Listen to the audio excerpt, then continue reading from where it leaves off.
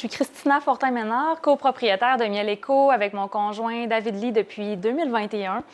Donc, en fait, depuis 2014 que David Lee est apiculteur, il a commencé dans la pollinisation commerciale et on a fait un gros changement en 2021. On a arrêté la pollinisation pour nous consacrer plus à la mise en marché des produits de proximité, donc être en contact plus près avec notre client.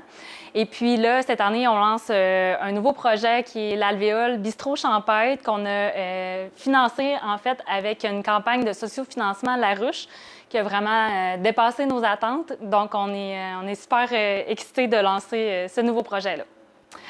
En ce moment, on a 2000 ruches. Donc, on est parti de 50 pour se rendre 10 ans plus tard à 2000 ruches en production.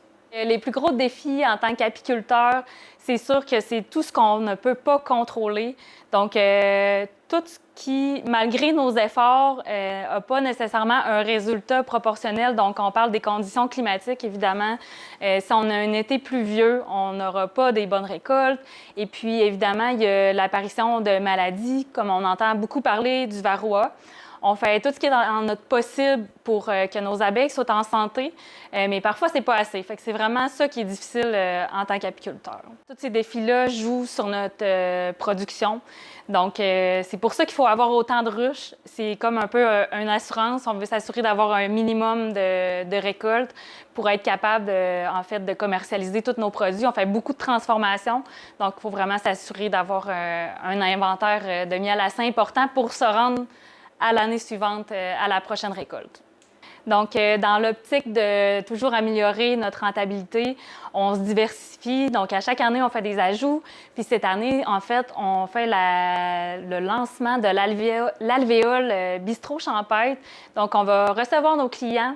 Ils vont pouvoir venir prendre un café, un bon repas santé, vraiment passer un bon moment puis s'imprégner de l'univers de Miel Éco. Donc, dans tout ce qu'on va offrir au bistrot, ce qui va être à l'honneur, c'est vraiment les récoltes locales qui sont majoritairement pollinisées par nos abeilles. Donc, les fruits, les légumes locaux qui sont chez des maraîchers, chez qui on a des ruches. Et on va agrémenter tous les plats de nos récoltes, donc le miel, le pollen, pour faire découvrir en fait tous nos produits à nos clients.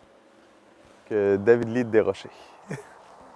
Et donc, en fait, devenir apiculteur, ça s'est fait un peu de soi en ouvrant la première ruche. Donc, il y a vraiment le contact, dans le fond, avec l'abeille qui ne s'explique pas. Je veux dire, c'est quelque chose qui se vit. C'est des observer, c'est des écouter. Donc, vraiment, on a...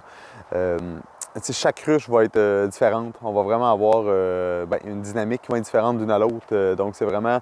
On ne peut pas dire on gère toutes les ruches de la même façon. Donc, chaque entité est vraiment spéciale et vraiment unique. Fait que c'est ce que je trouve le plus intéressant en apiculture, c'est qu'il y a toujours de quoi de nouveau.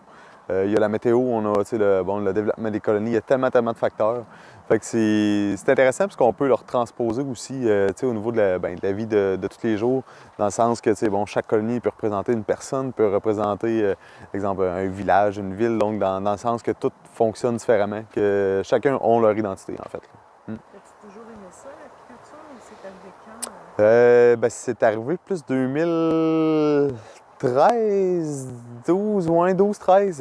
Dans le fond, Balade Gourmande, Centre du Québec, il y a Garner, Miel Garner, là, qui participe dans le fond là, à la Balade Gourmande. Et puis à tous les ans, j'allais voir. Puis je sais pas, il y a quelque chose qui m'intriguait. Il y avait une petite voix qui parlait, qui me disait qu'un jour, peut-être que ça serait ça. Puis finalement, de fil en aiguille, au travers de différents projets que j'ai eus, j'ai rencontré un apiculteur. Puis j'ai eu la chance de pouvoir aller passer une journée avec lui dans les ruches, vraiment avoir ce contact-là avec l'abeille. Puis c'est là que j'ai décidé d'acheter mes premières ruches.